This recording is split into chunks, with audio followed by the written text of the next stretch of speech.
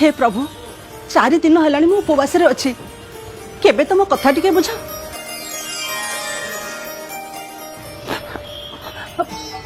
प्रभु। तो भक्ति और श्रद्धा रे खुशी है मु आज आसी कह कौन दरकार तते। प्रभु कौन मु बाबा तुमको मागिबी खाली मो परिवार रो लंबा जीवन। मु तो आगे हाथ जोड़ुची तू आउ किछि मागी दे एइटा मु देई परिबिनी। अरे भाबुछु कौन ए देख तो झियो को 10 दिन पूर्व रंग साइड स्कूटी चलाउतला से भी कान रे फोन गेंजी की गपी गपी मु जदी नथांती ना तार गोटे गोड़ नले हाथ निश्चित भांगी थांता।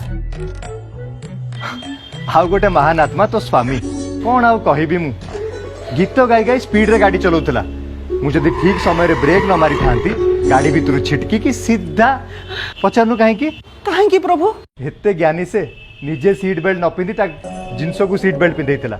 वाह आ 2 दिन पूर्व तो सुपुत्र हे प्रभु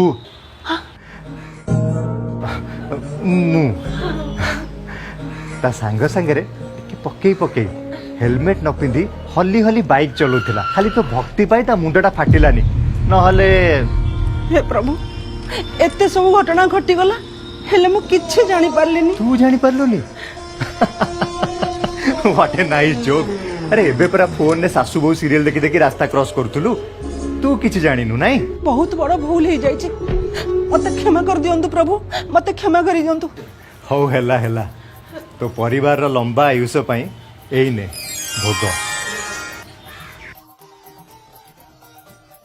प्रभु प्रभु तो परिवार सुरक्षा पई भगवान दायी नुहंती तू निजे